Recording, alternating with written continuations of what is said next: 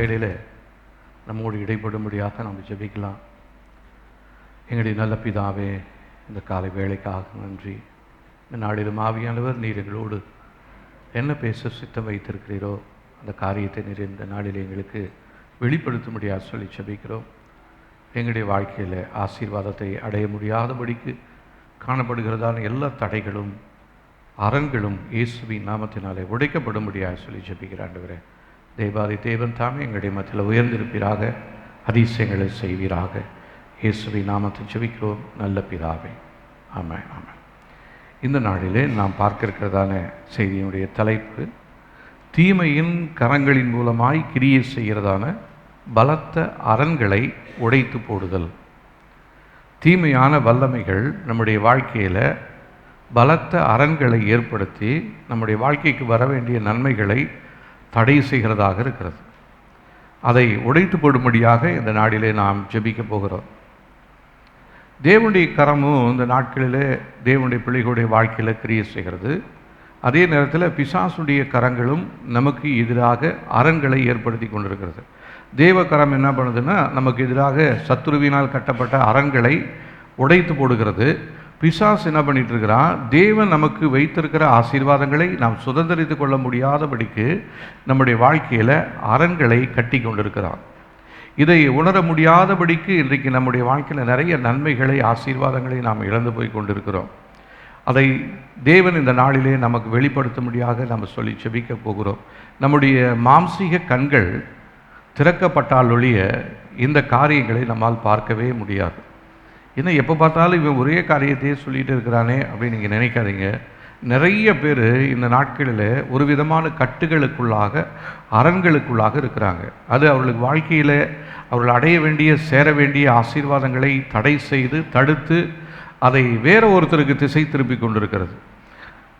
நம்ம பார்த்தோம்னா, தேவனை ஆராதிக்கிறதால நம்முடைய வாழ்க்கையில் நம்ம எதிர்பார்த்துட்டு இருக்கிற நன்மைகள் நமக்கு கிடைக்காம ஜெபம் பண்ணிட்டு இருக்கிறோம், நமக்கு வாழ்க்கையில் கிடைக்கிறதில்ல. அதே நேரத்தில் தேவனை ஆராதிக்காதபடிக்கு தேவனை மறந்து போனவர்களுடைய வாழ்க்கையில் பெரிய ஆசீர்வாதங்கள் உண்டாகி கொண்டிருக்கிறது. காரணம் என்னன்னு சொன்னால், எதிராளி ஒருவன் இருக்கிறான். அவன் என்ன பண்ணுறான், நமக்கு வர வேண்டிய ஆசீர்வாதங்களை அவன் அப்படியே திசை திருப்பி அவனுடைய ஆட்களுக்கு அதை அனுப்பி கொண்டிருக்கிறான். அதனால தான் அவங்க நல்ல பெருக்கமாக இருக்கிறாங்க. நம்ம பார்க்கும் பொழுது நமக்கு ஒரு சந்தேகம், ஏன் ஆண்டவர் என் ஜெபத்தை கேட்கறது இல்லையா? இவ்வளோ நாள் ஜெபம் பண்ணி ஒரு மாற்றமுமே இல்லையே. கடந்த நாட்டில் ஒரு சகோதரி ஒருத்தர் ஃபோன் பண்ணாங்க. அவங்க குடும்பத்தினுடைய சூழ்நிலை மிகவும் மோசமான ஒரு சூழ்நிலையாக இருந்தது. அவருடைய தாய் தகப்பனை இழந்துட்டாங்க, தாயாரையும் இழந்துட்டாங்க. ஒரு மூத்த அண்ணனும் ஒரு மூத்த சகோதரியும் அவங்களுக்கு உண்டு. இவங்க 3வது பிள்ளை. இவங்க வாழ்க்கையில் பார்த்திங்கன்னா பயங்கரமான பிரச்சனைகள். அந்த மூத்த அண்ணனும் மூத்த அக்காவும் நல்ல ஒரு டிகிரி ஹோல்டர்ஸாக, அவங்க 2 பேருமே டீச்சராக இருந்தவங்க ஸ்கூலில். ஆனால் திடீரென்று அவங்களுடைய மூளையில் ஏதோ ஒரு பிரச்சனை, மூளைப்பகுதியில் ஏதோ ஒரு பிரச்சனை. அதனால் 2 பேர்த்துக்குமே என்ன பண்ணிட்டாங்க, அவங்களுடைய படிப்பு எல்லாத்தையுமே விட்டுட்டு இப்போ வீட்டுக்குள்ளே இருந்துக்கிட்டு பயங்கரமாக பிரச்சனை பண்ணிகிட்டு இருக்கிறாங்க. அப்படியே ரோடுகளில் திரியறது, வெளியில் இருக்கிற குப்பை கோலத்தெல்லாம் எடுத்துகிட்டு வந்து வீட்டில் வைக்கிறது. 2 பேருமே நல்லா படித்து 2 பேருமே வேலை செஞ்சுட்டு இருந்தவங்க, டீச்சர்ஸாக இருந்தவங்க. அப்போ வெளியில் இருக்கிற குப்பை கூலம், பழைய அது இது கந்த துணி போனது வந்தது எல்லாத்தையும் எடுத்துகிட்டு வந்து வீட்டில் வச்சுடுவாங்க. இவங்க எடுத்து போட்டால் திருப்பி இவங்ககிட்ட சண்டைக்கு வருவாங்களாம். இப்போ அந்த குடும்பத்தில் இந்த சகோதரி மாத்திரமே கொஞ்சம் நன்றாக இருக்கிறாங்கன்னா ஒரு தெளிவோடு இருக்கிறாங்க. மற்ற 2 பேருமே அவங்களுடைய வாழ்க்கையில் ஓயாத போராட்டம், தீராத பிரச்சனை. இப்போ அவங்களுக்காக ஜெபிக்கும்படியாக கேட்டிருந்தாங்க. ஜெபம் பண்ணிட்டு தான் இருக்கிறோம். இப்போ அவங்க சொல்கிறாங்க, நான் இவ்வளோ தூரம் ஜெபம் பண்ணுறேன், ஆனால் என் ஜெபத்தை கேட்கறதே இல்லையே, ஏன் தெரியல, நானும் எல்லாம் ஒப்பு கொடுத்து ஜெபம் பண்ணிக்கிட்டே இருக்கிறேன், என்னால் கண்டுபிடிக்கவே முடியலையே அப்படின்னு சொன்னாங்க. நான் சொன்னேன், ஆவியின் உலகத்தில் இருக்கிறதான காரியங்களை பார்க்கும்படியாக உங்களுடைய கண்களை திறங்கும்படியாக நீங்கள் என்ன பண்ணணும், ஜெபம் பண்ணலன்னா இந்த போராட்டங்கள் தொடர்ந்து நம்முடைய வாழ்க்கையில் ஏற்பட்டு கொண்டே தான் இருக்கும். பக்கத்தில் இருக்கிறவங்களாம் சொல்லுவாங்க, என்ன இயேசுன்னு கும்பிட்ற, ஏன் வாழ்க்கையில் உன் குடும்பத்தில் இப்படி ஒரு போராட்டம் இருக்குதுன்னு சொல்லி. ஆனால் இந்த போராட்டத்திற்கு பின்புறமாக இருக்கிறதான அசுத்த வல்லமைகளை நம்மால் பார்க்க முடியவில்லை என்று சொன்னால், காலத்துக்கும் நம்ம இப்படியே கை கட்டப்பட்டு சிறையிருப்பில் இருக்க வேண்டியவர்களாக தான் இருக்கிறோம். தேவனுடைய கரம் நம்முடைய வாழ்க்கையில் செயல்படணும். நம்முடைய வாழ்க்கையில் நமக்கு எதிராக செயல்படுகிறதான தீமையின் கரங்கள் அகற்றப்பட வேண்டும். அந்த தீமையின் கரத்தினாலே கட்டப்பட்டிருக்கிறதான அரண்கள் எல்லாம் உடைக்கப்பட வேண்டும் என்று சொல்லி நாம் ஜெபிக்க வேண்டியவர்களாக இருக்கிறோம். இந்த தீமையின் கரங்கள் கட்டப்படவில்லை என்று சொன்னால் நிறைய அழிவுகளை, நாசத்தை நம்முடைய எல்லைகளுக்குள்ளாக சத்துருவானவன் செய்து கொண்டே இருப்பான். இப்போது முதலாவது ஒரு காரியத்தை நம்ம வாசிக்கலாம் பாருங்க. தேவனுடைய கரமும் நியாய தீர்ப்பு செய்கிறது, பிசாசுடைய கரமும் நமக்கு விரோதமாக பாவம் செய்ய வைத்து நம்மை தவறி போக வைக்கிறது. அதே நேரத்தில் தேவகரம் நம்மோடு இருக்கும் பொழுது மற்ற மனிதனுடைய கண்களில் தயவு கிடைக்க பண்ணி நம்முடைய காரியங்களை முன்னிட்டு செய்வதற்கு, கட்டுவதற்கு அது உதவி செய்கிறதாக இருக்கிறது. முதலாவது பார்க்கலாம் பாருங்களேன். தானியேல் எழுதின புஸ்தகத்தில் 5ஆம் அதிகாரம்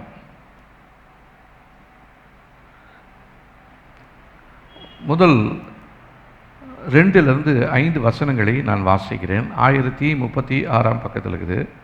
பெல்ஷாத்சார் திராட்சரசத்தை ருசித்து கொண்டிருக்கையில் அவன் தன் தகப்பனாகிய நேபுகாத்நேச்சார் எருசலேம் தேவாலயத்திலிருந்து கொண்டு வந்த பொன் வெள்ளி பாத்திரங்களில் ராஜாவாகிய தானும் தன் பிரபுக்களும் தன் மனைவிகளும் தன் வைப்பாட்டிகளும் குடிக்கிறதற்காக அவைகளை கொண்டு வரும்படி கட்டளையிட்டான். அப்பொழுது எருசலேமில் உள்ள தேவனுடைய வீடாகிய ஆலயத்திலிருந்து எடுக்கப்பட்ட பொற்பாத்திரங்களை கொண்டு வந்தார்கள். அவைகளில் ராஜாவும் அவனுடைய பிரபுக்களும் அவனுடைய மனைவிகளும் அவனுடைய வைப்பாட்டிகளும் குடித்தார்கள். அவள் திராட்சரசம் குடித்து பொன்னும் வெள்ளியும் வெண்கலமும் இரும்பும் மரமும் கல்லும் ஆகிய தேவர்களை புகழ்ந்தார்கள்.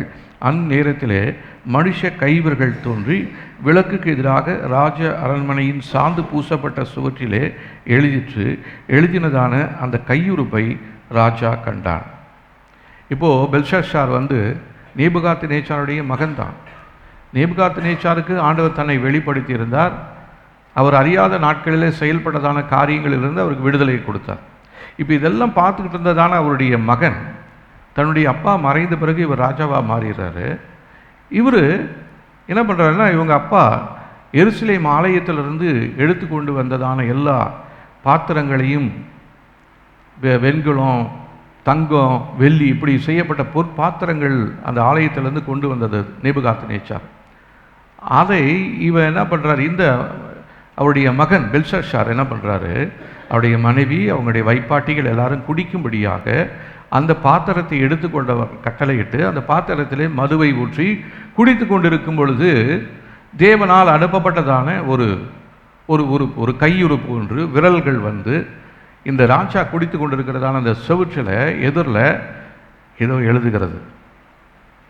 எழுதுனதை பார்த்துட்டு அந்த ராஜாவுக்கு ரொம்ப கலக்கம் வந்துடுது.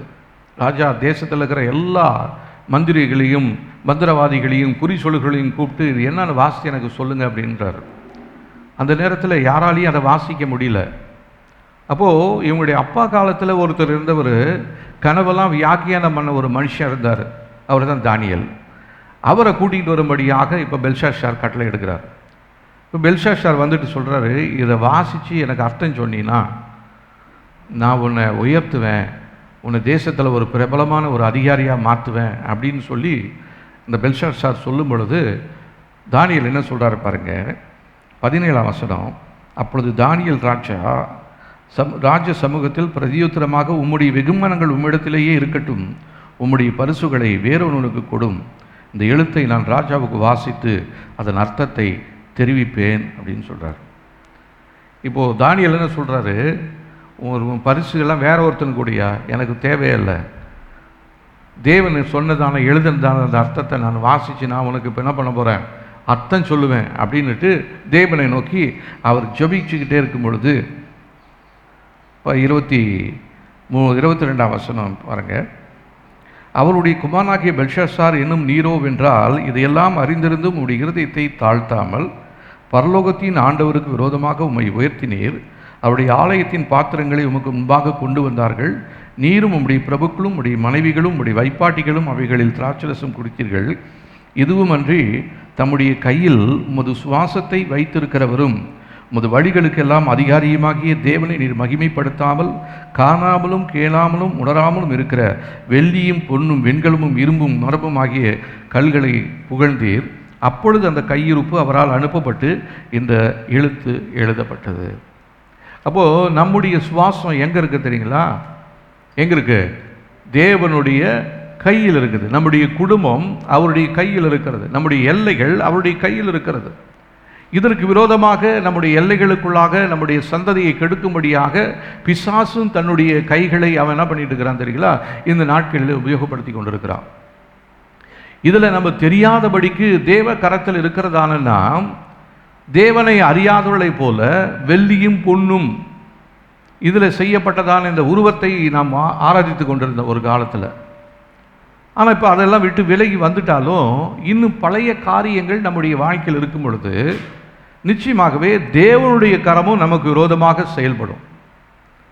பிசாசுடைய கரமும் நமக்கு விரோதமாக செயல்படும், தேவ கரமும் நமக்கு விரோதமாக செயல்படும். ரெண்டு கரங்கள் செயல்படும் பொழுது அது எவ்விதமாக இருக்கும் என்று சொல்லி பாருங்களேன். தேவ கரம் என்ன சொல்லுவோம், நமக்கு கொடுக்குற பாதுகாப்பை எடுத்துரும். நம்ம என்ன தான் ஜெபம் பண்ணிக்கிட்டு இருந்தாலும் நம்முடைய எல்லைகளுக்குள்ள இருக்கிற பாதுகாப்பை எடுத்துரும். அப்போது அழிவு, நாசம், மோசம் எல்லாம் நம்முடைய எல்லைகளுக்குள்ளே வரும். இதை கொண்டு வருவதற்கென்று பிசாசுடைய கரங்களும் ரெடியாக இருக்குது. எந்த இடத்துல உடைப்பு ஏற்படுகிறதோ, உடைந்து போன பகுதிகள் காணப்படுகிறதோ, அந்த வீட்டிற்குள்ளாக அந்த எல்லைகளுக்குள்ளாக பிசாசு தன்னுடைய கரங்களை நீட்டி அவன் அழிவுகளை ஏற்படுத்துகிறவனாக இருக்கிறான். இன்னொரு இடத்துல பார்த்தோம்னா நெகேமியாவின் புஸ்தகத்தில் பாருங்கள், 2ஆம் அதிகாரத்தில் நெகேமியா இவருக்கு எருசலேமிலிருந்து சிறைப்பிடிக்கப்பட்டு கொண்டு போகப்பட்டதான ஒரு மனிதன் அந்த கூட்டத்தில் இருக்கிறார். அந்த கூட்டத்தில் இருந்தாலும் இவர் என்ன பண்ணுறாரு, அந்த ராஜாவுக்கு இவர் பானபாத்திரக்காரனாக இருக்கிறார். அவர் குடிக்கிறதான அந்த திராட்சை ரசத்தெல்லாம் இவர் தான் ஊற்றி கொடுப்பார். அதை டேஸ்ட் பண்ணால் தான் ராஜாவே குடிப்பார். இல்லைன்னா ராஜாவுக்கு விரோதிகள் நிறைய பேர் இருக்கிறாங்க. அவருடைய திராட்சை ரசத்தில் வேறு ஏதாவது விஷத்தை கலந்து கொடுத்துட்டு அவர் குடித்து செத்து போயிடுவார் இல்லையா. அதனால் என்ன பண்ணுவாங்க, அந்த நாட்டில் ராஜாக்கள் தங்களுக்கு உதவி செய்யும்படியாக அவர்கள் பானபாத்திரக்காரர்களை வைத்திருப்பாங்க. இவங்களுடைய வேலை என்ன அப்படின்னா, ராஜாவுக்கு கொண்டு வருகிறதான அந்த குடிக்கிறதான அந்த ரசத்தையாவது அது சாப்பிடுகிறதான பொருளையாவது முதலாவது இவங்க சாப்பிடுவாங்க. சாப்பிட்டு இவங்க உயிரோடு இருந்தால் ராஜா சாப்பிடுவார். இவங்க செத்து போயிட்டாங்கன்னா ராஜா தப்பிச்சு கொள்வார். அப்போ பாருங்கள் எவ்வளோ டேஞ்சரான ஒரு வேலைன்னு சொல்லி. நான் கேள்விப்பட்டிருக்கேன், எம்ஜிஆர் கூட இப்படி ஒரு 2 பேரை வச்சுருந்தாராம். அவங்க எங்கே போனாலும் அவருக்காக சாப்பாடு செஞ்சுருந்தா முதலாவது என்ன பண்ணுவார், அவங்க 2 பேர்த்த சாப்பிட வைப்பார். அவங்க சாப்பிட்டு அவங்களுக்கு நல்லா இருந்தால் தான் இவர் சாப்பிடுவார். பாருங்கள், நல்ல உத்தியோகம்ல. எம்ஜிஆருக்கு செஞ்சால் சாதாரணமாக செய்வாங்க, நல்லா செய்வாங்க. அதை சாப்பிட்றதுக்கு எம்ஜிஆருக்கு முன்னாடி அவருக்கு தான் ஒரு அதிர்ஷ்டம் இருக்கும். சரி, இப்போது இந்த அதிர்ஷ்டம் இருந்தாலும் அதில் எவ்வளோ டேஞ்சரான காரியங்கள் இருக்குது தெரியுங்களா. அதில் எவனாவது ஒருத்தன் விஷத்தை கலந்துக்குனாலும் வச்சுங்க, அவ்வளோதான், இவன் மண்டை போட்டுருவான், ராஜா பொழைச்சிக்குவார். இப்படிப்பட்டதான தந்திரக்காரங்கள் இன்றைக்கி நிறைய காரியங்கள் இருக்கிறது. இப்போது தீமையின் கரங்களை குறித்து நம்ம பார்க்க போகிறோம். இந்த தீமையின் கரங்கள் என்ன பண்ணுதுன்னா, நம்முடைய வாழ்க்கையில் எல்லைகளில் தேவனால் வைத்திருக்கிறதான ஆசீர்வாதத்தை நாம் சுதந்திரித்து கொள்ள முடியாதபடிக்கு அது என்ன பண்ணுது, அரண்களை ஏற்படுத்தி கொண்டிருக்கிறது. ஒரு சின்ன ஒரு தடுப்பு வச்சுருந்தா கூட தடுப்பை எகிரி கூச்சி வந்துடலாம். இது அரண், பெரிய கோட்டை, எரிகோ சுவர் மாதிரி.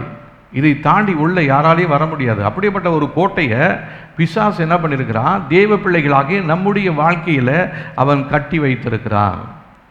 இதை பார்க்கக்கூடாதபடிக்கு நம்முடைய வாழ்க்கையில் ஆசீர்வாதங்கள் தடைபடுகிறது என்று தான் நம்ம நினைப்போம் ஒழிய, ஏன் தடைப்பட்டிருக்கிறது, எதனால் தடைப்பட்டிருக்கிறது என்று சொல்லி நாம் இதை கொஞ்சம் கூட நம்ம அலசி பார்க்கறதில்ல, ஆராய்ந்து பார்ப்பதில்லை.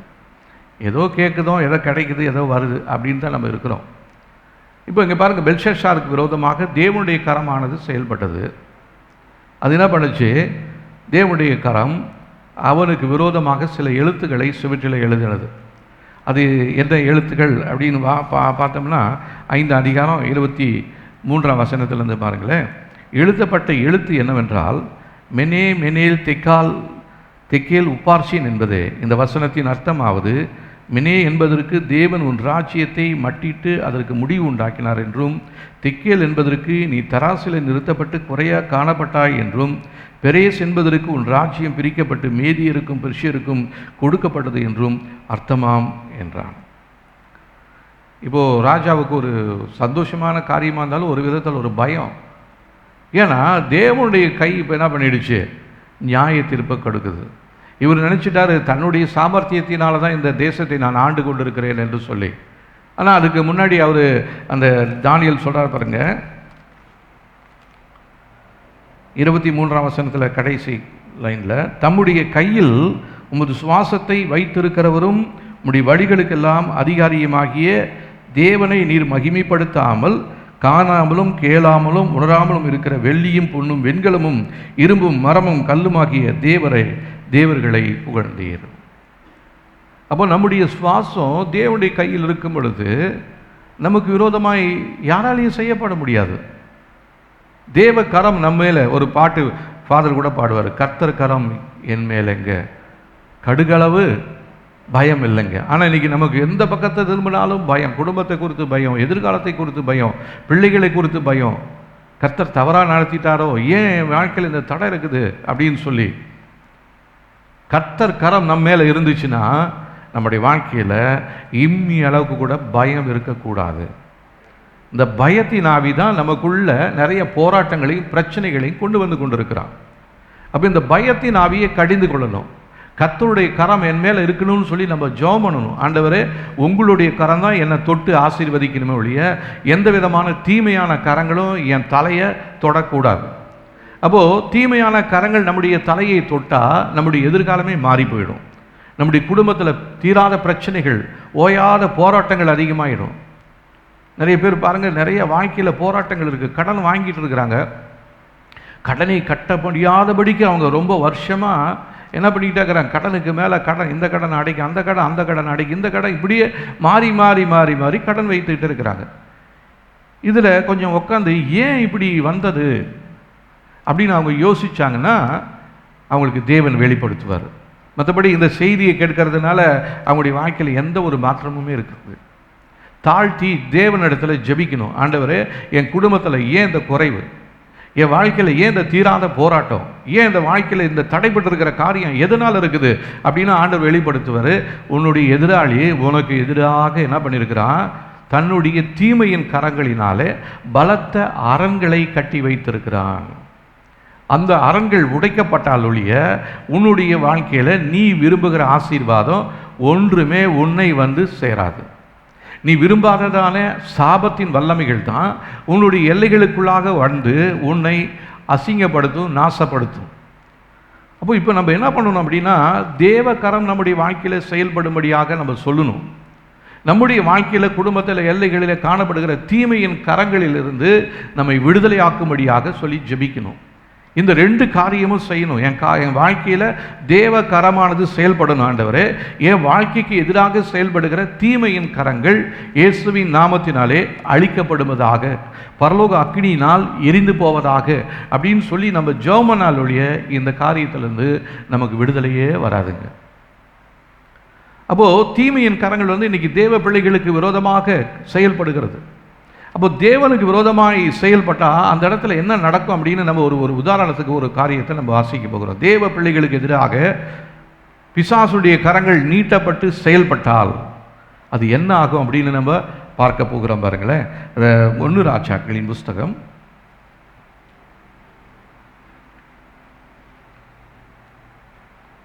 13ஆம் அதிகாரம்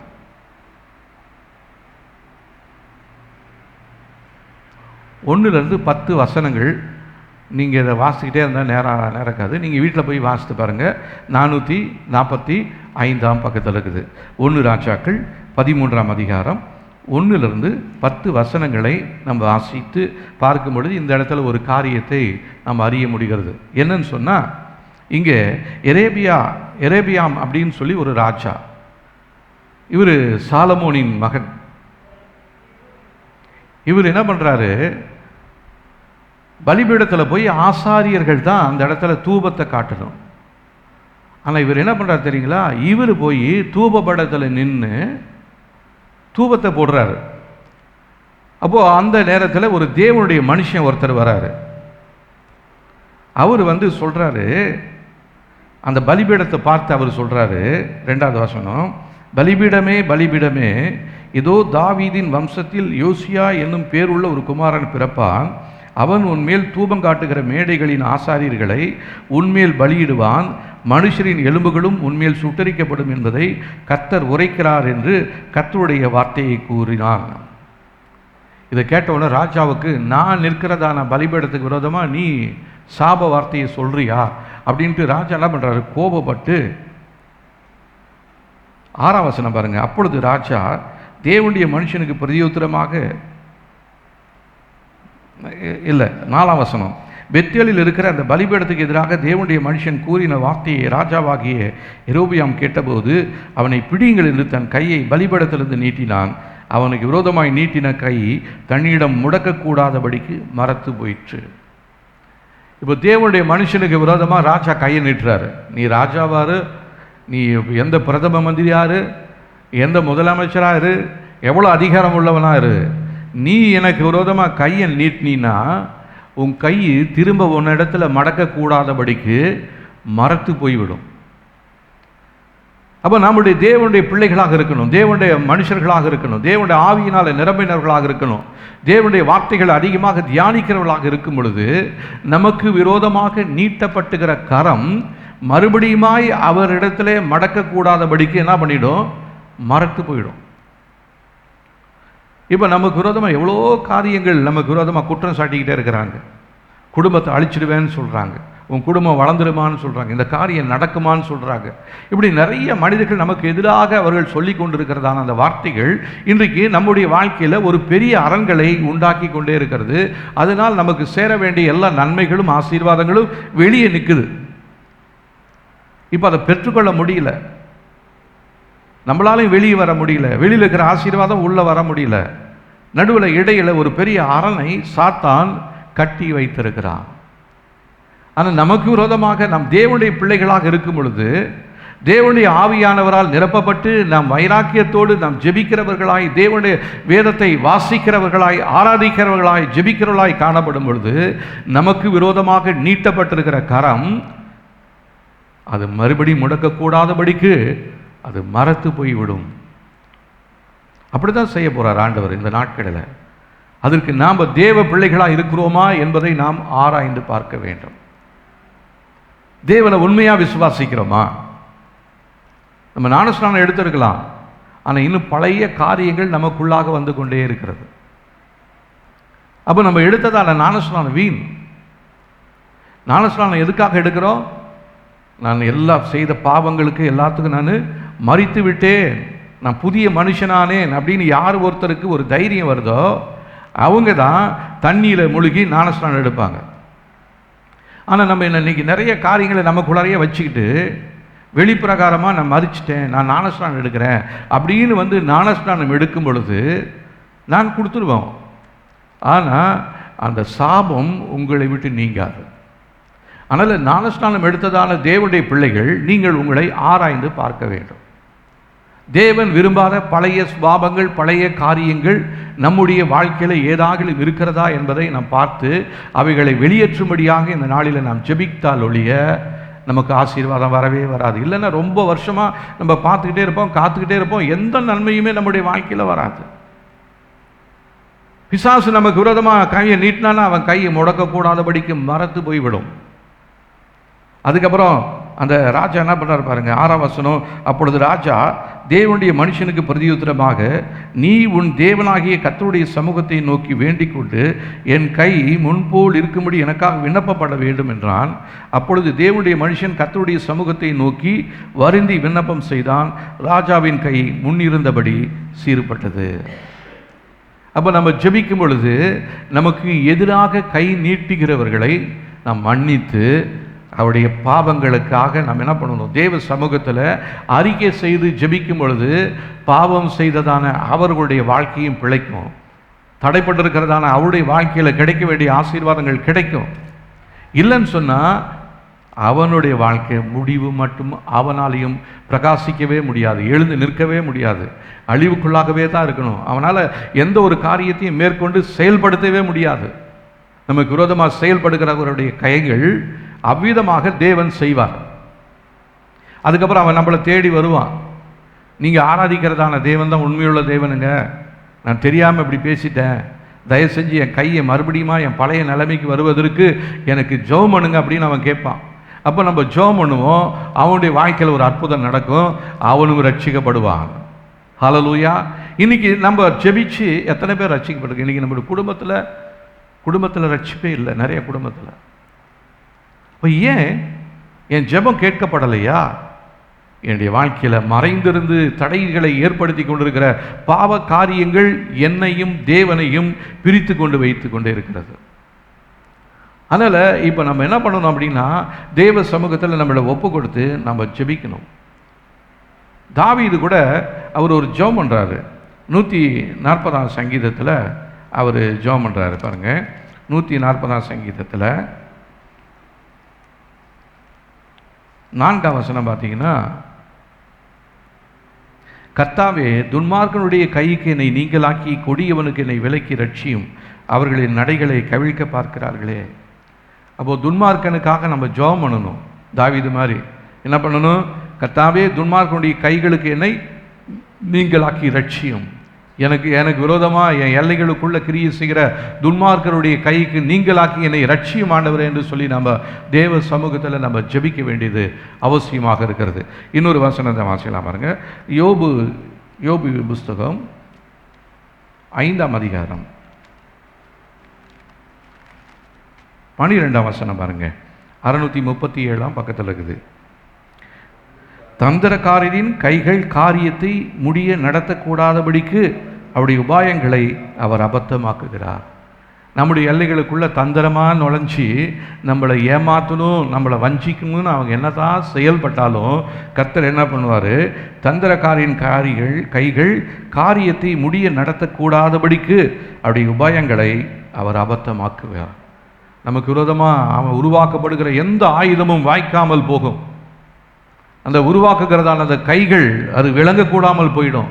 நமக்கு விரோதமாக மந்திரவாதம் செய்கிறவங்க, நமக்கு விரோதமாக குறி சொல்கிறவங்க, அவங்களுடைய கைகள் கட்டப்படும். ஆனால் இன்றைக்கி நம்ம என்ன பண்ணிடுறோம்? நிறைய இடத்துல நம்முடைய கைகளில் கட்டப்பட்டு இருக்கிறதுனால மந்திர காரியங்களும் சூனிய காரியங்களும் இன்றைக்கி தேவ பிள்ளைகளுடைய வாழ்க்கையில் இன்றைக்கி கிரியை செய்து கொண்டிருக்கிறது. ஆனால் தேவன் தந்திரக்காரரின் கைகள் காரியத்தை நடக்கக்கூடாதபடிக்கு அவருடைய உபாயங்களை அவர் அபத்தமாக்குகிற தேவனாக இருக்கிறார்.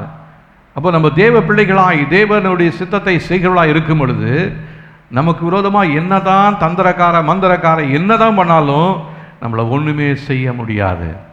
காரணம், நீங்களும் நானும் இயேசுவின் இரத்தத்துக்குள்ள பாதுகாப்புக்குள்ள தேவனுடைய வார்த்தையினால் நாம் நம்மை பாதுகாத்து கொள்ளும் பொழுது நமக்கு விரோதமாக எந்த மந்திர சூனிய வல்லமைகளும் ஒன்றுமே செய்ய முடியாது. ஹல்லேலூயா. இன்னைக்கு தந்திரக்காரர்களுடைய கரங்கள் நமக்கு விரோதமாக நிறைய காரியங்களை செய்து கொண்டிருக்கிறது. அப்போ அவர்களுக்காக நம்ம ஜெபிக்கணும். இன்னொரு வசனத்தை வாசிக்கலாம் பாருங்க. எரேமியாவின் தீர்க்கதரிசன புஸ்தகம் 17ஆம் அதிகாரம் 18ஆம் வசனம். இப்போ நம்ம பிசாசுக்கு விரோதமாக நம்ம ஒரு காரியத்தை நம்ம சொல்ல போகிறோம். 18ஆம் அதிகாரம் பாருங்க. 17ஆம் அதிகாரம் 18ஆம் வசனம் 896ஆம் பக்கத்தில் இருக்குது. நம்ம எல்லாரும் சேர்ந்து வாசிக்கலாமா? நான் வெட்கப்படாமல் என்னை துன்பப்படுத்துகிறவர்கள் வெட்கப்படுவார்களாக, நான் கலங்காமல் அவர்கள் கலங்குவார்களாக. தேவரீர் தீங்கு நாளை அவர்கள் மேல் வரப்பண்ணி இரட்டிப்பான நொறுக்குதலால் அவர்களை நொறுக்கும். ஹல்லேலூயா. இன்னொருத்தர் வாசிக்கலாமா? நான் வெட்கப்படாமல் என்னை துன்பப்படுத்துகிறவர்கள் வெட்கப்படுவார்களாக, நான் கலங்காமல் அவர்கள் கலங்குவார்களாக. தேவரீர் தீங்கு நாளை அவர்கள் மேல் வரப்பண்ணி இரட்டிப்பான நொறுக்குதலால் அவர்களை நொறுக்கும். காரணம், நமக்குள்ள கர்த்தருடைய கரம் இருந்துச்சுன்னா நாம் வெட்கப்பட மாட்டோம், நம்ம கலங்க மாட்டோம். அவங்க தான் வெட்கப்படுவாங்க, அவங்க தான் கலங்கி போவாங்க. இதுதான் இன்னைக்கு தேவனுடைய ஆசீர்வாதமாக இருக்கிறது நம்முடைய வாழ்க்கையில். நம்ம இதை செய்யறதே இல்லை, நம்ம இதனால் உணர முடியாதபடிக்கு இருந்துகிட்டே இருக்கிறோம். எப்போ பார்த்தாலும் இந்த ஒரு விடுதலை செய்துன்னு சொல்லிவிட்டு சொன்னதையே சொல்லிட்டு இருக்கிறாங்களேன்னு நீங்கள் நினைக்காதீங்க. நம்முடைய வாழ்க்கையில் தேவனுடைய கரம் இருக்கிறதா என்பதை சற்று யோசித்து பாருங்கள். ஏன் வாழ்க்கையில் இந்த தீராத பிரச்சனைகள் போராட்டங்கள் இருக்கிறது? என்னுடைய எல்லைகளுக்குள்ளாக தேவ கரம் இல்லை, பிசாசுடைய கரம் எனக்கு எதிராக என்ன பண்ணிட்டு இருக்குது? அரண்களை உண்டு பண்ணி கொண்டே இருக்கிறது. அதனால தான் என்னுடைய வாழ்க்கையில் கலக்கமும் என்னுடைய வாழ்க்கையில் வெட்கமும் இருக்குது. இப்போ நான் அப்போ சொல்ல போகிறேன், நான் கலங்க போவதில்லை, அவன் கலங்குவான். நான் வெட்கப்படுறதில்ல, அவன் வெட்கப்படுவான். அவர்கள் மேல் தீங்குகளை வரப்பண்ணி இரட்டிப்பான நொறுக்குதலால் அவர்களை நொறுக்கும். சாதாரணமான நொறுக்குதல் இல்லை, ரெட்டிப்பான ஆசீர்வாதம் நமக்கு, ரெட்டிப்பான அழிவு அவனுக்கு. ஹல்லேலூயா. ஆனால் இன்றைக்கி நிறைய பேர் நம்ம சொல்லிகிட்டே இருக்கிறோம், எத்தனையோ வருஷமாக நான் ஜெபம் பண்ணுறேன், சபைக்கு வந்துட்டே இருக்கிறேன், ஆனால் இன்னும் என் வாழ்க்கையில் இன்னும் பிரச்சனைகள் தீரலையே. அப்படின்னா ரெட்டிப்பான ஆசீர்வாதத்தை சுதந்திரித்துக் கொள்வதற்காக தான் நான் உன்னை தெரிந்து கொண்டேன், அதற்காகத்தான் நான் உன்னை அபிஷேகித்தேன். ஆனால் நீ என்ன பண்ணிட்டு இருக்கிற? ரெட்டிப்பான அந்த பாத்திரத்தின், அந்த தீமையின் பாத்திரத்தின் பங்கை நீ குடித்து கொண்டிருக்கிறாய். உனக்கு அதை குறித்து ஒரு தெளிவில்லாதபடிக்கு, ஒரு அறிவில்லாதபடிக்கு, உன்னுடைய கண்கள் திறக்கப்படாதபடிக்கு, உன்னுடைய கண்கள் அடைக்கப்பட்டிருக்கிறபடினாலே ரெட்டிப்பான பங்கை நீ குடித்து கொண்டிருக்கிறாய். இதுதான் தேவன் இந்த நாளிலே நமக்கு சொல்கிறதான வார்த்தை. அப்போ தேவனால கூடாதுன்னு சொல்லி எதுவுமே இல்லைங்க. நம்ம சொல்கிறோம் தேவனால கூடாதது என்று சொல்லி எதுவுமே இல்லைன்னு. ஆனால் என் வாழ்க்கையில் கூடுறதே இல்லையே, எதுவுமே கூடுறதே இல்லையே. கூடி வர மாதிரி இருக்குது, ஆனால் கிடைக்காம போயிடுது. கிடைக்கிற மாதிரி இருக்குது, ஆனால் பார்க்க முடியாமல் போயிடுது. கட்டுற மாதிரி தான் கட்டிக்கிட்டே இருக்கிற, நான் கட்ட முடியாமல் இருக்குது. ஏன்? காண முடியாதபடிக்கு ஆவியின் மண்டலத்திலே கிரியை செய்கிற தீமையின் கரங்கள் உன்னுடைய எல்லைகளிலே அரண்களை கட்டி கொண்டிருக்கிறது. அந்த அரண்கள் அழிக்கப்பட வேண்டும் என்று சொன்னால் தீமையின் கரங்கள் முதலாவது அழிக்கப்பட வேண்டும். தேவனுடைய கரமானது நம்முடைய வாழ்க்கைக்குள்ள செயல்பட வேண்டும். இந்த ரெண்டு காரியமும் நம்முடைய வாழ்க்கையில் செஞ்சால், நடந்தால், நிச்சயமாகவே நாம் இரட்டிப்பான நன்மைகளை பெற்றுக்கொள்வோம்.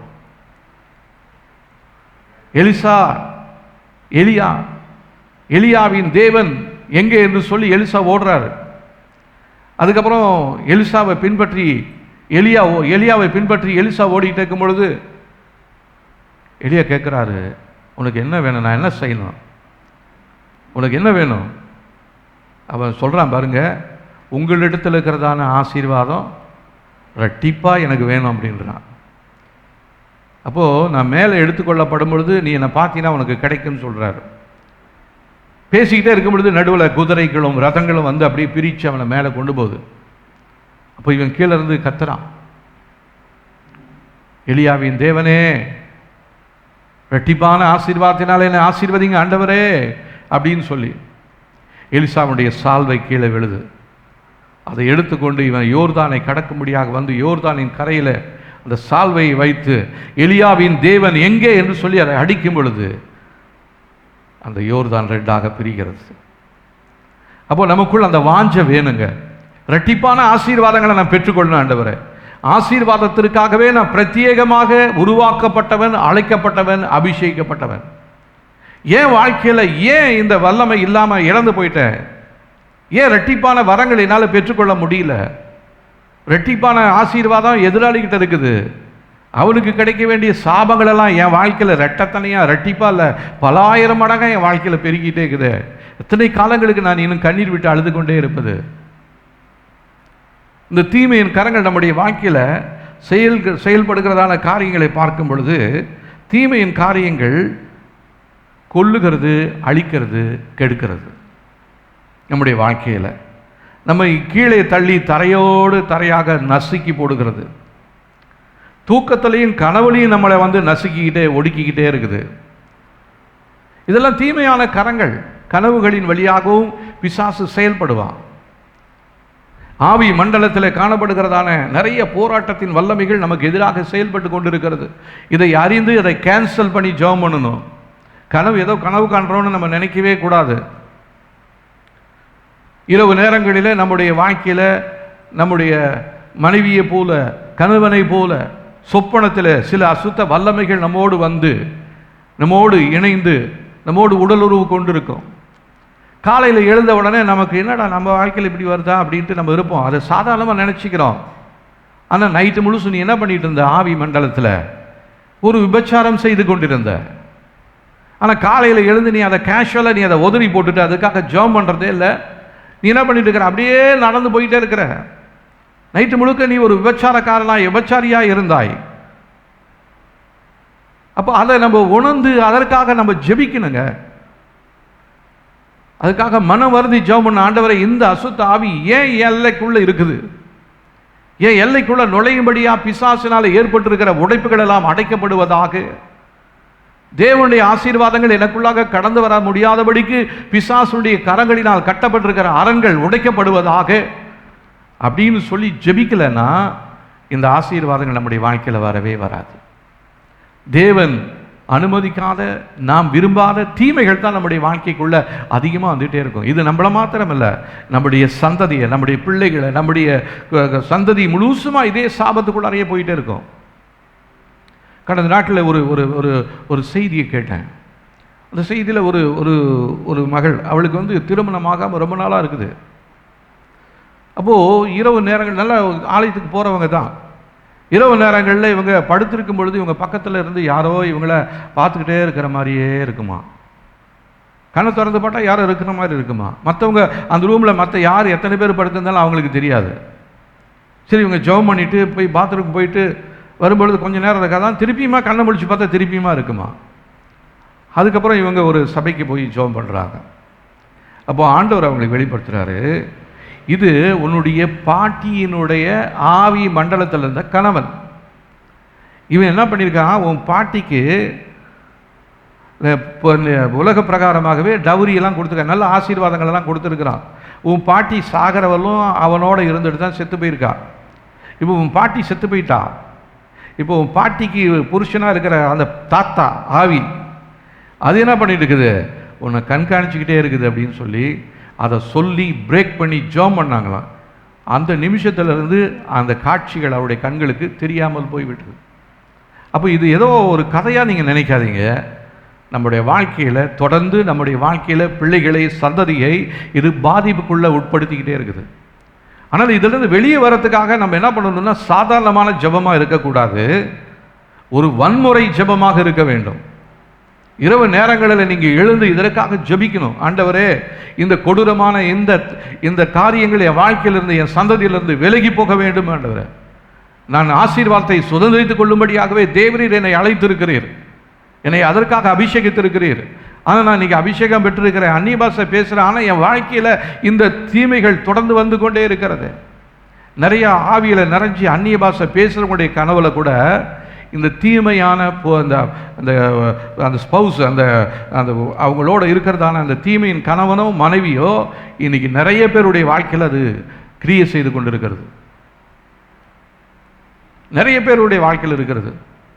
அதை உணர்ந்து அதை பிரேக் பண்ணி ஜெபம் பண்ணால் ஒழிய இதிலிருந்து நமக்கு ஒரு விடுதலையே கிடைக்காதுங்க.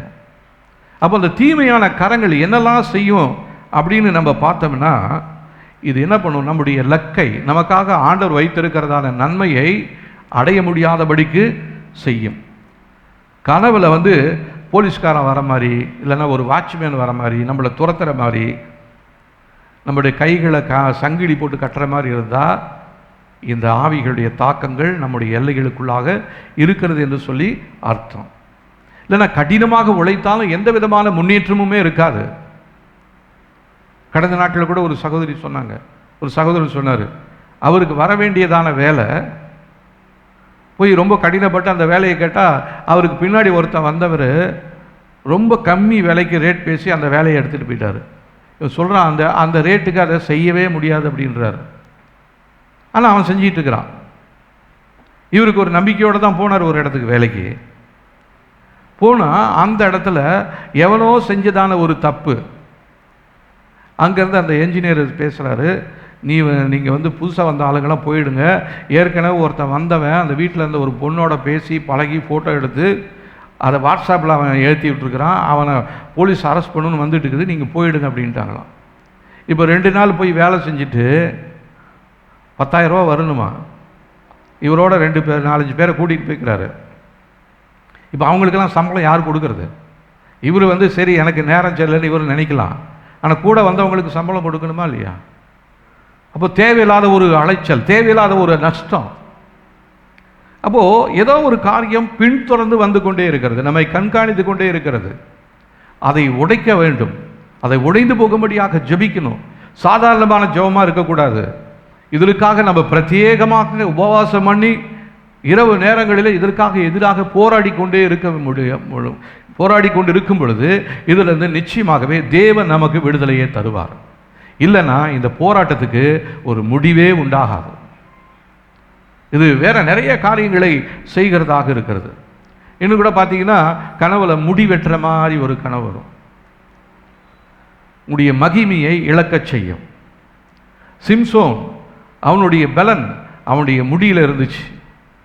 ஆனால் தெளிலாளனுடைய மடியில் படுத்து கொண்டிருந்து தன்னுடைய ரகசியத்தெல்லாம் என்ன பண்ணுறான், அவளுக்கு வெளிப்படுத்துகிறான். அவள் கேட்குறா, உன்னுடைய பலன் எங்கே இருக்குதுன்னு சொல்லுன்னு. இவன் இதையும் சொல்லி தன்னுடைய நேரத்தை கழிக்கிறான். ஆனால் அவள் என்ன பண்ணுறான், அழுது, நீ உன் ரகசியத்தை சொல்லலைன்னா என்னை நேசிக்கலைன்னு சொல்லி அர்த்தம், நீ சொல்றியா இல்லையான்னு கேட்ட உடனே இவன் என்ன பண்ணுறான், தன்னுடைய ரகசியத்தை சொல்லிடுறான். உடனே அவள் என்ன பண்ணுறா, அவனுடைய முடியெல்லாம் வாரி ஜடை பின்னி அந்த ஜடையெல்லாம் வெட்டி போட்டுட்டா. இப்போ சொல்கிறா, சிம்சோனை உன்னுடைய எதிராளிகள் வராங்கன்னு இவன் எப்பயும் போலவே நான் எடுத்து நின்று எல்லாத்தையும் வீழ்த்துவேன்னு சொல்லிட்டு எழுந்து முயற்சி பண்ணுறாரு. முயற்சி பண்ண முடியல. காரணம், தலையில் இருக்கிற முடியெல்லாம் போயிடுச்சு. அப்போது இது ஆவி மண்டலத்தில் நம்முடைய முடியை வெட்டுற மாதிரி ஒரு வேளை கனவு வந்துச்சுன்னா உங்களுடைய மகிமையை வேற ஒருத்தனுக்கு மாற்றுது அல்லது உங்களை விட்டு எடுக்குதுன்னு சொல்லி அர்த்தம். ஏதோ அப்படின்னு நினைக்காதீங்க. இவங்களாம் ஸ்பிரிச்சுவல் பார்பர்ஸ். இவங்களாம் ஆவி மண்டலத்தில் இருக்கிறதான நாவிதர்கள், முடி வெட்டுகிறவர்கள். ஆவி மண்டலத்தில் மகிமையை வேற ஒருத்தனுக்கு கடத்துவான். உங்களுக்கு கிடைக்க வேண்டியது வேற ஒருத்தனுக்கு கிடைக்கும். உங்ககிட்ட இருக்கிறதும் உள்ளதும் போயிடும். கொஞ்சம் பலன் இருந்துச்சு, அந்த பலனும் போயிடும். சிம்சோனுக்கு மகா பெரிய பலன் இருந்துச்சு, ஆனால் பலன் எல்லாத்தையும் இழந்து போயிட்டாரு. கண்ணு 2 குருடாக்கப்பட்டது. அவருடைய நிலைமையை பாருங்க. சிறைச்சாலையில் அடைக்கப்பட்டிருக்கிறாரு, சிறைச்சாலையில் மாவாட்டிக்கிட்டு இருக்கிறாரு. ஒரு காலத்தில் எப்படி இருந்தேன், சாட்சி நல்லா தான் இருந்துச்சு, இப்போ என்ன பண்ணிட்டு இருக்கிற, இப்போ கண்ணு போயிடுச்சு, மாவரைச்சிக்கிட்டு இருக்கிறேன்.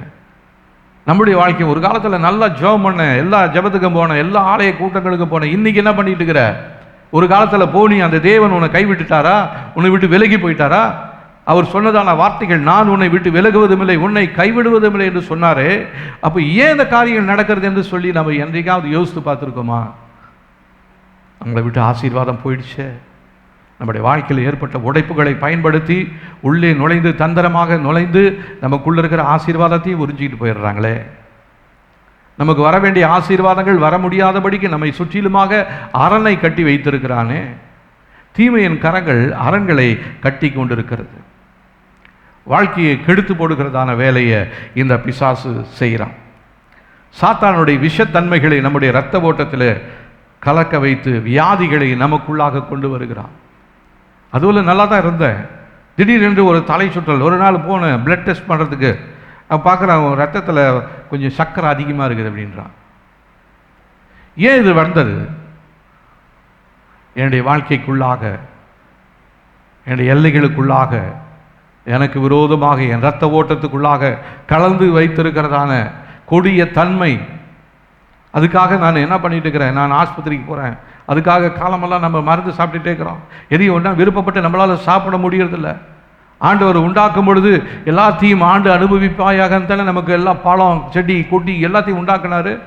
ஆனால் இன்றைக்கி சில பழத்தை என்னால் சாப்பிட முடியலையே, அது சாப்பிட்டா எனக்கு சுகர் ஜாஸ்தி ஆகிடுது. மாம்பழம், ஐயோ சாப்பிடக்கூடாது, சக்கரை கெட்டுக்கிட்டுனே ஏறுது, ஐயோ இது சாப்பிடாத அது சாப்பிடாத அப்படின்னு. இதெல்லாம் இந்த தீமையான ரிப்போர்ட் யார் கொடுத்தது? அந்த லேபில் இருக்கிறவங்க கரெக்டாக அவங்க படித்து தான் அதை தான் சொல்கிறாங்க. ஆனால் என்னுடைய ரத்த ஓட்டம், இயேசு கிறிஸ்துவின் ரத்தத்துக்குள்ளே என்னுடைய ரத்தம் இருந்துச்சுன்னா காணப்படுகிற எல்லா தீமைகளையும் கர்த்தர் என்ன பண்ணுவார், அகற்றி போடுவார். ஹல்லேலூயா. அதற்காக தான் நம்ம திருவிருந்து ஆராதனை நேரத்தில் அவருடைய சரீரத்தையும் அவருடைய ரத்தத்தையும் நினைவு கூறும்படியாக நாம் அதை செய்து கொண்டிருக்கிறோம். இயேசுவே, நீங்கள் எனக்காக சிலுவையில் அடிக்கப்பட்டீங்க, உங்களுடைய சரீரத்தை இப்படி பிக்க ஒப்பு கொடுத்தீங்க, உங்கள் ரத்தத்தை இப்படி கொடுத்தீங்க, எனக்காக சிந்தப்பட்ட ரத்தத்தை நான் நினைவு கூறுகிறேன், இதை இப்போ நான் குடிக்கிறேன். இது என் ரத்தத்தில் இருக்கிற எல்லா தீமைகளும் என்னை விட்டு அகற்றி போடுவதாக, என்னை சுத்தமாக்குவதாக, என்னுடைய எல்லைகளுக்குள்ளாக பரிசுத்தம் உண்டாவதாக, என் மேல் பாதுகாப்பு பெருகுவதாக அப்படின்னு சொல்லி நினைத்து நாம் அதை எடுத்து உபயோகப்படுத்தும் பொழுது நிச்சயமாகவே நம்முடைய வாழ்க்கையில் பிரச்சனைகள் இருந்தாலும் அந்த பிரச்சனைகளிலிருந்து வெளியே கொண்டு வர தேவன் போதுமானவராக இருக்கிறார். ஹல்லேலூயா. எனக்கு விரோதமாய் வியாதியை உண்டு பண்ணி கொண்டிருக்கிற பொல்லாத சாத்தானே, இயேசுவின் நாமத்தினாலே என் இரத்த ஓட்டத்தை விட்டு நீ வெளியே போவாயாக அப்படின்னு சொல்லணும். என் ரத்தம் இயேசுவின் ரத்தத்தினாலே சுத்திகரிப்பை பெற்றுக்கொள்கிறதுன்னு சொல்லி நம்ம சொல்லி ஜெபிக்கணும். இல்லைன்னா இந்த காரியத்திலேயே நம்ம அழிஞ்சு போயிடுவோம். நம்முடைய தேவைகள் அதிகமாகும். நம்முடைய எல்லைகளுக்குள்ள போராட்டங்கள், ஓயாத சங்கடங்களும் கண்ணீரும் தான் நமக்கு மிஞ்சும். அதனால் இந்த காரியத்திலிருந்து தேவன் நம்மை காத்துக்கொள்ள இந்த வேளையில் நம்ம ஜெபிக்க போகிறோம். அடுத்ததாக கர்ப்பத்தை அடைத்து போட்டுரும். தீமையான கர்ப்பங்கள் அடைய செய்யும். நல்ல கற்பத்தை என்ன பண்ணும், கற்பத்திலேயே சில குழந்தைகளுக்கு சில பலவீனங்கள் இருக்குது என்று சொல்லி அவங்க ஸ்கேன் பண்ணி இது பண்ணி அந்த பிள்ளைகளை அவங்க அழிக்கணும்னு சொல்லிடுவாங்க. அந்த மாதிரி நிறைய பேர் நான் சாட்சி கேட்டிருக்கேன், அழிச்சு போட்டுருவாங்க. அதே நேரத்தில் நல்லா இருக்கும் ஸ்கேனில், ஆனால் பிள்ளை பிறக்கும் பொழுது அது ஏதோ ஒரு குறைபாடோடு பிறக்கும். அப்போ என்ன பண்ணுது பிசாசு, தீமையின் கரங்கள் நல்ல காரியத்தை அபார்ட் பண்ணிட்டு கெட்ட காரியத்தை நமக்குள்ளே கொண்டு வந்து வச்சிருது. இதனால தான் நம்முடைய வாழ்க்கையில் பிரச்சனைகள், போராட்டங்கள் மாறாமல் இருக்கிறது, தீராத பலவீனங்கள் நம்முடைய வாழ்க்கையில் இருக்கிறது. அடுத்ததா, இது வாகனங்களை தடுத்து இயங்க முடியாமல் செய்யும். திடீர்னு போயிட்டே இருப்போம், ராத்திரி நேரத்தில் லைட்டுக்கு பல்ப் ஃபிஷ் ஆகிடும், வெளிச்சமே இல்லாமல் இருட்டிலேயே ஓட்டிக்கிட்டு வருவாங்க நிறைய பேர், பார்த்துக்கிறீங்களா? இது ஏன்னா அவங்களுடைய பிரயாணத்தை தடை பண்ணணும், அவங்களுடைய பிரயாணத்தை அவங்க வேகமாக போய் ஒரு காரியத்துக்காக அவங்க போகணும்னு அவங்க நினச்சிருப்பாங்க. ஆனால் அவங்க வாழ்க்கையை தடை பண்ணணும்னு சொல்லி ஒரு தீமையின் கரம் ஒன்று அவங்களோடு இருந்து அந்த லைட்டை என்ன பண்ணிவிடும், ஃபியூஸ் பண்ணி விட்டுரும். இல்லைன்னா டயரில் இருக்கிற காற்றை பிடிங்கி விட்டுரும், திடீர்னு பஞ்சர் ஆகிடும், போகவே முடியாது. இதெல்லாம் ஏதோ நடக்குதுன்னு நினைக்காதீங்க. தீமையின் கரங்கள் நம்முடைய வாழ்க்கையில் எதிராக செயல்பட்டு கொண்டிருக்கிறது. இது என்ன ஆகும்னா, மரண ஆவிகளை நமக்கு எதிராக கொண்டு வரும், விபத்தின் ஆவிகளை நமக்கு விரோதமாக கொண்டு வரும். கல்லறை ஆவிகள் இந்த கனவுல வரும். செத்து போனவங்க யாரோ நம்மளோட பேசுவாங்க, நம்முடைய சொந்தக்காரராக தான் இருப்பாங்க, அவங்க நமக்கோட பேசுவாங்க. அப்படின்னு என்ன அர்த்தம்னா, ஒரு செத்து போன ஒரு அந்த ஆவியின் உருவத்தில் ஒரு கல்லறையின் ஆவி ஒன்று நம்மோடு பேசி கொண்டிருக்கிறது. அப்போ அந்த கல்லறையின் ஆவியை நம்ம வெட்டி ஜெபம் பண்ணணும், என் வாழ்க்கையில் இருக்கக்கூடாது. அந்த மாதிரி அந்த கனவுல செத்து போனவங்க வந்தாங்கன்னா சொல்லி ஜெபம் பண்ணுங்க, ஆண்டவரே என் வாழ்க்கையில் காணப்படுகிற கல்லறையின் ஆவி இயேசுவின் நாமத்தில் என் வாழ்க்கைக்குள்ள வரக்கூடாது, அதன் மூலமாக விதைக்கப்படுகிற தீமையான விதைகளை வேரோட பிடுங்கி எறிகிறேன் என்று சொல்லி நம்ம ஜெபம் பண்ணணும். இது என்ன பண்ணும், அடுத்ததாக நமக்கு கல்லறையை வெட்டி வைக்கும், ஆவி மண்டலத்தில் சவப்பெட்டி செய்யும். இதெல்லாம் அந்த கையில் நடக்கிறதான காரியங்கள் தான் இது. அப்போ இதெல்லாமே நம்மளுடைய வாழ்க்கையில் ரெடிமேடாக அவன் உண்டு பண்ணிக்கிட்டே இருக்கிறான். உனக்கு விரோதமாக ஒரு சவப்பெட்டி செய்கிறேன், உனக்கு விரோதமாக இந்த இடத்துல நான் குழி வெட்டி வச்சுருக்கிறேன், அந்த குழியில் நீ விழுந்துரு அப்படின்னு சொல்லி நமக்கு எதிராக நமக்குள்ளாக கிரியை செய்கிறதான இந்த தீமையின் ஆவிகள் நமக்கு உள்ளாக கிரியை செய்து கொண்டு இருக்கிறது. அப்போ அதிலிருந்து வெளியே வரணும்னா நீங்களும் நானும் ஜெபிக்க வேண்டும். நிறைய பேருடைய வாழ்க்கையில் பார்த்தீங்கன்னா கீழே விழுறதும் எழுந்திருக்கிறதும் அதிகமாக இருக்கும். ஒரு காரியத்துக்காக ஜெபம் பண்ணுவாங்க, இதை என்ன செய்யக்கூடாதுன்னு நினைப்பாங்க, ஆனால் செஞ்சிருவாங்க. அதுக்கப்புறம் மன்னிப்பு கேட்பாங்க, மறுபடியும் இப்படி கீழே விழுறதை எந்திரிக்கிறதுமா நம்முடைய வாழ்க்கை முழுசும் இப்படியே போய்கிட்டே இருக்கும். அப்படின்னு என்ன அர்த்தம்னா, தீமை செய்கிற ஒரு வல்லமை நம்முடைய எல்லைகளுக்குள்ளாக இருக்கிறது என்று சொல்லி நம்மால் உணர முடிகிறதாக இருக்கிறது. அடுத்ததாக, தேவன் நீதியின் ஆடையை போர்த்திருப்பார், அதை எடுத்துகிட்டு தீமையின் ஆடையை நம்ம மேலே போத்தும் பிசாசு. இதுதான் அந்த திருமண காரியங்களில் பார்த்தீங்கன்னா, திருமண ட்ரெஸ்ஸை எடுத்துட்டு அவன் வச்சிருக்கிறதான தீமையான ஆடையை அந்த ஆவி மண்டலத்தில் இருக்கிற அந்த கணவனோ மனைவியோ வரும்பொழுது கல்யாணத்துக்குரிய ட்ரெஸ்ஸை நமக்கு மாற்றி போட்டுருவான். அவன் அதுக்காக பிரத்யேகமாக அவன் செஞ்சதானே, நமக்காக நெசவு நெஞ்சுதானே தைத்ததானே ஒரு புடவை, ஒரு பேண்ட் ஷர்ட்டாக இருக்கலாம், ஒரு கோட்டாக இருக்கலாம், அது நம்ம மேலே போட்டுருவான். அந்த திருமண நேரத்தில் ஒரு மோதிரம் செஞ்சு போட்டுருவான். இது எல்லாமே ஆவி மண்டலத்தில் நடந்து கொண்டு இருக்கிறது. அப்போ அதை நம்ம பிரேக் பண்ணி ஜெபம் பண்ணணும். அப்படி வந்துச்சுன்னா, கனவு வந்துச்சுன்னா தயவு செஞ்சு அதை குறித்து நீங்கள் வெட்கப்பட வேண்டாம். நிறைய பேருடைய வாழ்க்கையில் விதமான தாக்கங்கள் இருக்கிறது, ஆனால் அதை வெளியே சொல்ல முடியாமல் அவங்க என்ன பண்ணிக்கிட்டே இருக்கிறாங்க, மறைச்சி. இதெல்லாம் போய் என்னத்தை சொல்கிறது, இது நினச்சா எனக்கே ஒரு அசுத்தமாக இருக்குது, ஒரு தவறாக இருக்குது, இதை போய் எப்படி சொல்கிறதுன்னு நம்ம நினைக்கிறோம். பிசாசு ஒருத்தன் உங்களை கண்காணிச்சுக்கிட்டே உங்கள் எல்லைகளுக்குள்ளாக தீமை செய்யும்படியான நோக்கத்தோடு உங்களுக்கு எதிராக செயல்பட்டு கொண்டிருக்கிறான் என்பதை நம்ம உணர்ந்து நம்ம அறிக்கை செய்யணும். தன் பாவங்களை மறைக்கிறவன் வாழ்வடைய மாட்டான், அறிக்கை செய்து விட்டு விடுகிறவனோ இரக்கம் பெறுவான். நம்ம தேவனிடத்தில் இரக்கம் பெறணும்னா இந்த காரியத்தை நம்ம தேவ சமூகத்தில் சொல்லணும், சொல்லி ஜெபம் பண்ணுவோம். கர்த்தர் நமக்கு உதவி செய்கிறவராக இருக்கிறார். ஹல்லேலூயா. நம்ம யாவரும் எழுந்து நின்று இந்த ஜெபத்தை நாம் செய்ய போகிறோம். நன்றி சொல்கிறோம் ஆண்டவரே. ஹல்லேலூயா. ஸ்தோத்திரம் ஆண்டவரே. நன்றி சொல்கிறோம், நன்றி சொல்கிறோம், நன்றி சொல்கிறோம். ஹல்லேலூயா. ஸ்தோத்திரம் ஆண்டவரே. நன்றி சொல்கிறோம். பரிசுத்த ஆவியானவரே, இதிலிருந்து வெளியேறுவதற்கான வழிகள், மனம் திரும்பி பாவங்களை அறிக்கை செய்து அதை விட்டுவிட வேண்டும். ஆண்டவரே, என்னுடைய கடந்த நாட்களிலே காணப்பட்ட எல்லா பாவ காரியங்களுக்காக நான் மனம் வருந்துகிறேன். அதற்கு வெளியே வரும்படியாக நான் ஒப்பு கொடுக்கிறேன் ஆண்டவரே. நம்முடைய வாழ்க்கையை இயேசுவுக்காக அர்ப்பணிப்போம். ஆண்டவரே, இனி நான் வாழ்ந்தா உமக்காக தான் வாழ்வேன் ஆண்டவரே. இதுபோல பிசாசு சொன்ன எல்லா காரியத்திலும் நான் கீழ்ப்படிஞ்சுக்கிட்டு இருந்தேன், இனிமேல் நான் உமக்காக வாழ்வேன் ஆண்டவரே. ஹல்லேலூயா. தாக்குதலின் ஜெபம். பிசாசு இருக்கும் இடத்தை அறிந்து அவனை நம்ம அதை கடிஞ்சு கொள்ளணும்.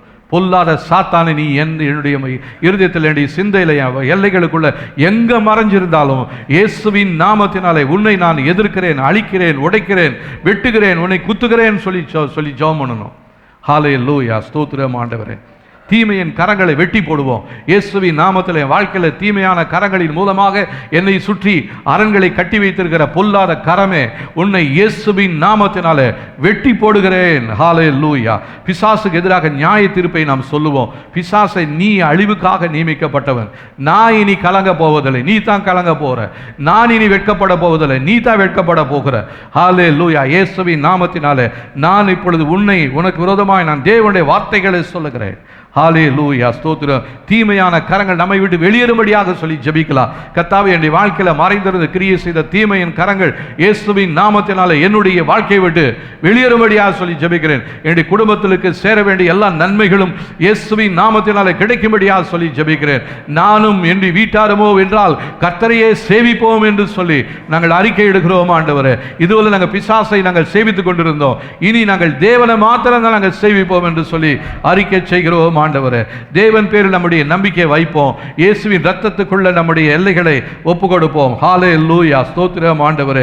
எல்லாவற்றையும் எழுது போன நன்மைகளை, சுகத்தை, சந்தோஷத்தை திரும்ப பெறும்படியாக ஜெபங்களிலே நாம் தேவனிடத்தில் நம்ம நோக்கி ஜெபிப்போம். ஹல்லேலூயா. ஸ்தோத்திரம் ஆண்டவரே. நான் சொல்றதான ஜெபத்தை சொல்லுங்க. எல்லா விதமான தீமையின் நேரங்களையும் காலங்களையும் இயேசுவின் நாமத்தில் ஏற்க மறுக்கிறேன். தேவனுடைய சித்தத்திற்கு எதிராக செயல்பட்டு வருகிற அனைத்து விதமான தீமையான கரங்களும் வெட்டி எறியப்படுவதாக. என்னுடைய தலையை நிமிர்ந்து நடக்க முடியாதபடிக்கு தரையிலே தள்ளி வைத்திருக்கிற கரங்களிலிருந்து இயேசுவின் நாமத்தில் வெளியேறுகிறேன். என்னுடைய வாழ்க்கைக்கு எதிராக போராடி வருகிற எல்லா விதமான தீமையின் வாகனங்களும் எங்களுடைய வாழ்க்கையை விட்டு இயேசுவின் நாமத்தில் வெளியேறுவதாக. கடின தன்மைகளை உண்டாக்கும், என்னுடைய வாழ்க்கையில் உபத்திரவப்படுத்தும் பார்வோனின் வல்லமைகள் அகன்று போவதாக, செங்கடலிலே புதைக்கப்படுவதாக. எனது எல்லா விதமான போராட்டங்களுக்கும் பின்புறம் இருந்து கிரியை செய்யும் மறைந்திருக்கும் அனைத்து விதமான சக்திகளும் இயேசுவின் நாமத்திலே வெளியே தெரிவதாக. எனக்கு எதிராக போராடுகிற பலவான்களின் கரங்களிலிருந்து இயேசுவின் நாமத்தில் வெளியேறுகிறேன். என்னுடைய வாழ்க்கையில் தீமையின் வல்லமைகள் மூலம் நான் சுதந்திரித்து கொண்டிருக்கிற அனைத்து வல்லமைகளும் இயேசுவின் நாமத்தில் அகன்று போவதாக. என்னுடைய வாழ்க்கைக்கு எதிராக கிரியை செய்து வருகிற அனைத்து சாபங்களும் இயேசுவின் நாமத்தில் அழிந்து போவதாக. என்னுடைய வாழ்க்கைக்கு எதிராக கிரியை செய்கிற அனைத்து விதமான தீமையான பொருத்தனைகள், வேண்டுதல்கள் இயேசுவின் நாமத்தில் அழிந்து போவதாக. தேவ சமூகத்து அக்கினியே என்னுடைய வாழ்க்கையில் செயல்பட்டு வருகிற தீமையின் கரங்களை இயேசுவின் நாமத்தில் சுட்டெரித்து போடுவீராக. என்னுடைய வாழ்க்கைக்கு எதிராய் பிசாசினால் போடப்பட்டிருக்கிற அனைத்து தீர்மானங்களும் திட்டங்களும் இயேசுவின் நாமத்தில் அழிக்கப்படுவதாக. என்னுடைய தாய் தகப்பன் வீட்டு வழியாக தொடர்ந்து செயல்பட்டு வருகிற தீமையின் கரங்களின் பிடியிலிருந்து இயேசுவின் நாமத்தில் நான் என்னை, குடும்பத்தை, சந்ததியை விடுவித்துக் கொள்கிறேன்.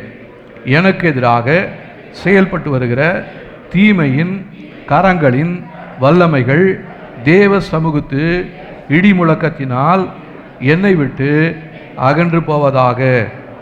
எனது நன்மைகளை என்னிடமிருந்து வெளியேற்றும் அனைத்து விதமான வழி வாசல்களும் இயேசுவின் நாமத்தில் அடைக்கப்படுவதாக. என்னுடைய ஜெபத்தை கேட்டு பதில் தந்ததற்காக ஏசப்பா உங்களுக்கு நன்றி. ஸ்தோத்திரம். பரலோக பிதாவே, இந்த நல்ல வேலைக்காக நன்றி. இங்கே வந்திருக்கிற ஒவ்வொரு ஆத்துமாக்களுடைய வாழ்க்கையிலும் கர்த்தருடைய திட்டம் நிறைவேறும்படியாக சொல்லி ஜெபிக்கிறோம். எங்களுடைய வாழ்க்கையில், சபையில், ஊழியத்தில் கிரியை செய்கிற தீமையான கரங்கள், எங்களுக்கு விரோதமாய் கட்டி வைத்திருக்கிற எல்லா அரண்களும் உடைக்கப்பட்டு அதிலிருந்து நாங்கள் வெளியே வரும்படியாக கர்த்தர் உதவி செய்யுங்க ஆண்டவரே. வந்திருக்கிற ஒவ்வொருவருக்காக நன்றி. வர முடியாதபடி தடைப்பட்டிருக்கிற பிள்ளைகளுடைய வாழ்க்கையிலும் இந்த ஆசீர்வாதங்களை கர்த்தர் கொண்டு செல்வீராக. எல்லா துதி கன மகிமை உமக்கு செலுத்துகிறோம். இயேசுவின் நாமத்தில் ஜெபிக்கிறோம் நல்ல பிதாவே, ஆமென். நம்முடைய கர்த்தராகிய இயேசு கிறிஸ்துவின் கிருபையும் பிதாவாகிய தேவனுடைய அன்பும் ஆவியானவருடைய காவலும் ஐக்கியமும் இன்றும் என்றும் சதா காலங்களிலும் நம் அனைவரோடும் இருப்பதாக. ஆமென், ஆமென். கர்த்தர் நம்மை ஆசீர்வதிப்பாராக. ஸ்தோத்திரம்.